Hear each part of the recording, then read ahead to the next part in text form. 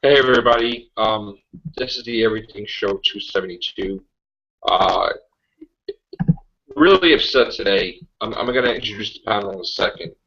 But the other day, a couple of days ago, we heard that Leonard Nimoy went into the hospital with chest pains, and he was 83 years old. And usually you hear something like that right away. I thought, oh, no problem, he'll pull through. You know, and it didn't happen. And I was at work today in a meeting, and old Doc had sent me a text message that had happened. And it affected me deeply because I grew up on Leonard Nimoy. I grew up, he was like, seen through the Wrath of Khan when I was young. It's like one of the first movies I've seen. And it was kind of weird the first time I ever seen Star Trek and I seen him die as Spock. And then I went back and watched the whole thing, the whole series, and then really became like a Trekkie nut. And fighting my dad all the time. Star Trek 3's coming out, Spock's alive, and I was just completely and utterly hooked. I mean, I had, at an early age, Doctor Who in my life, and Star Trek was there, Star Wars. But today's news, it's like part of my childhood died, and I was really, really crushed, and I didn't even really want to do any podcasts today because I really didn't feel comfortable. It really hit me hard. We were supposed to have something to do with a classic doctor today. Things fell through, but if we would have had that, I probably wouldn't have been all happy and chirpy that a doctor's on here because, I felt like my childhood, like a part of me, like really died with that. You grow up and you go to these movies and you see these people, and these people as a kid become like your hero part of, you know what I'm saying? Like Kirk, Spock, and it freaking bothered me, like really bad. So, really, it really, and it affected me like crazy. But I just said my say right now, and I just want to introduce everybody today. We have Brian. Hello, Brian. How are you? Hello, everyone. Terrible day. Terrible, terrible day for all the Chuck fans out there. What's up, Chris? Hey, what's going on? What's up, Connor? Hello, terrible day for the whole of the science fiction fandom, actually, not just Star Trek fans. What's up, Ian? Going on? Wonder what Daniel's feeling like right now. Well, I mean, he's a lot younger than I am, but I am just, it's bad. Yes, it is. It's the guy had life.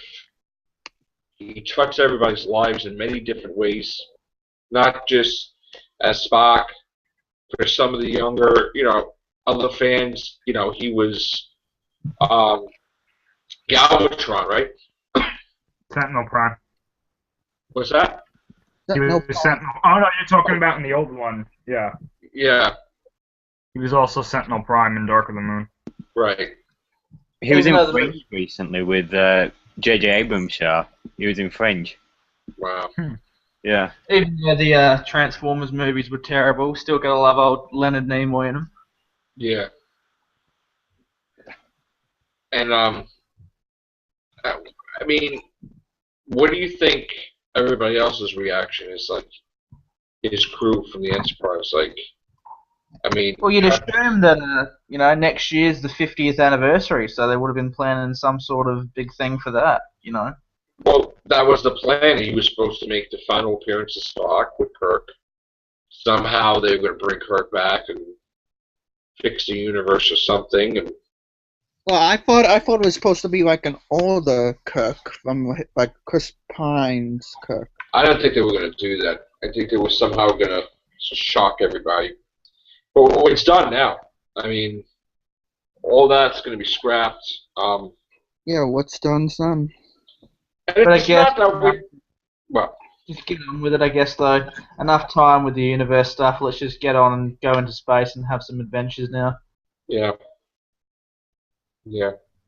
Um, It's when you get that age, you know, your body isn't as strong. I mean, it could be your last time going to the hospital. So, I mean, that really sucked. I really thought he was going to pull through. Let's just be thankful that we got to see him in the two reboots. We got to see him twice. Yeah, yeah. I mean, it was a surprise seeing him in Into Darkness, so, let's be Yeah. thankful for yeah. Continue, Connor.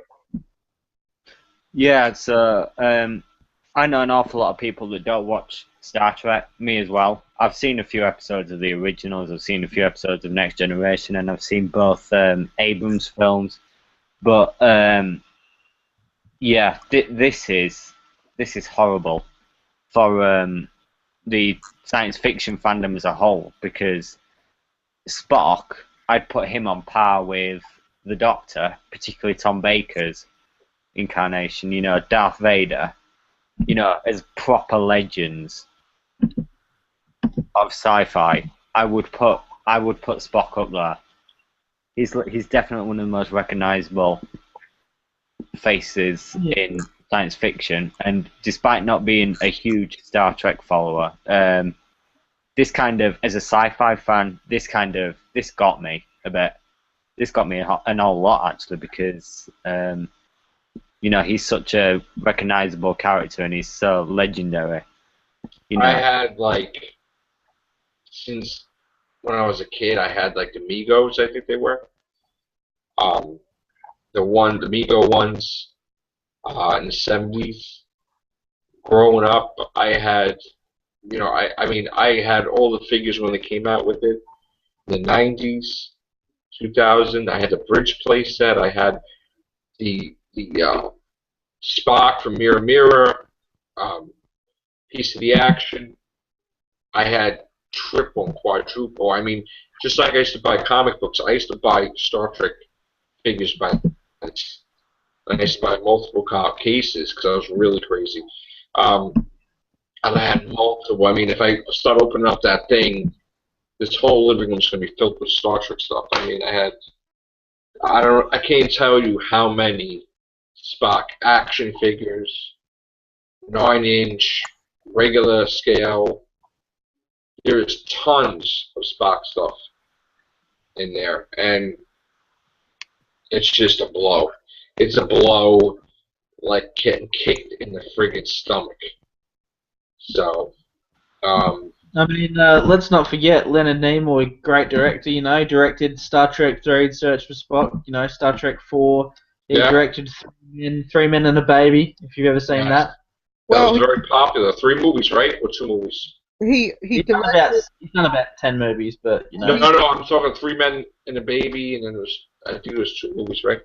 He directed with the Star Trek movies. He directed Search for Spock and Voyage Home, and then he wrote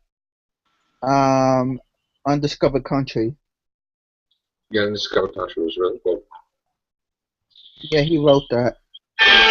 He was also in Star Trek: The Next Generation, Unification, episode 1 and 2. He was with Picard. Appeared a few times. It's just, I don't know, man. It's hard. Chris, any Star Trek memories? Not really, because I wasn't really ever a Star Trek fan. I watched a few of the original ones. Wrath of Khan, I liked Wrath of Khan, even though I wasn't a fan. the news of Leonard Nimoy passing away, unfortunately I had kind of thought that this may happen after I heard that story that he was having chest pains and whatnot. I didn't realize he was 83 until I read some of the stuff, and that's just when I thought that this might be what could occur. Yeah. It's not hitting me as much as some other actors and actresses who have passed away recently. I'm not saying that I don't care. I think that No, I know. everything he did for science fiction. I mean, even if you're not a fan of his stuff, you have to respect what he did for the whole, for anything. Because without Star Trek, we wouldn't be seeing a lot of stuff that we see today. Exactly. So Yeah. it's definitely a big loss for film in general. For anybody who's a fan of that, for anyone who grew up with it, anybody who's looking to get into it. He's just another name that we have to remember. Right? Yeah. Anything? Right. Oh, nothing much, Joe. I mean, it's just utterly shocking. I mean, I just got, when I heard this, I heard the news this morning. I didn't get it from any article or any update or like news thing. I got it from my brother because he knew that he knew that I'm a Trekkie, and actually Spock was my favorite character within the original series, and he knew that, so he texted me that Leonard Nimoy has unfortunately died today, and that's when I found out early this morning. He texted me the whole thing about it. Right. I still can't believe it. I mean, without Leonard Nimoy's Spock, I wouldn't be even into Star Trek as I am today, because mostly he he's mostly the reason why I'm into Star Trek today, because when I saw the 2009 movie, because that's when I first started watching Star Trek. I saw the 2009 movie, Right. and when he first popped onto that screen and reprised as well as Spock, it's he it just I just liked the way he was and everything as Spock within that movie, so I decided to and I also thought it was pretty cool and everything, so I decided to go back and to watch the original series, and then go on from there, and now today I'm a Trekkie, so Yeah. basically it's all thanks to Leonard Nimoy that I'm a Trekkie, because if it wasn't for him as playing Spock, I wouldn't even be Right. being a Trek fan, because he is and always will be my favorite character within the original series and any Star Trek for that matter. So, Yeah. Nerd, anything? Aiden? No. All right. It's hard to do any other article. I know it's everything, but I really can't.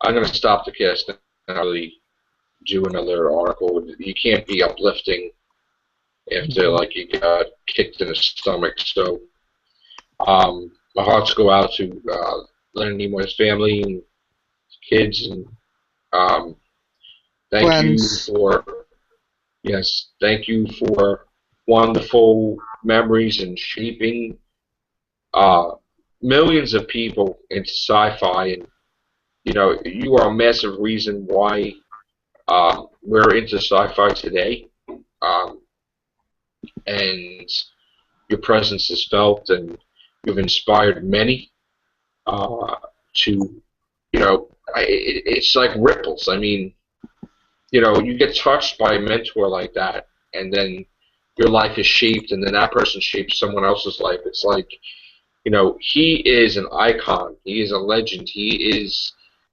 huge part of fiction. And Leonard Nimoy, I will miss you. So rest in peace.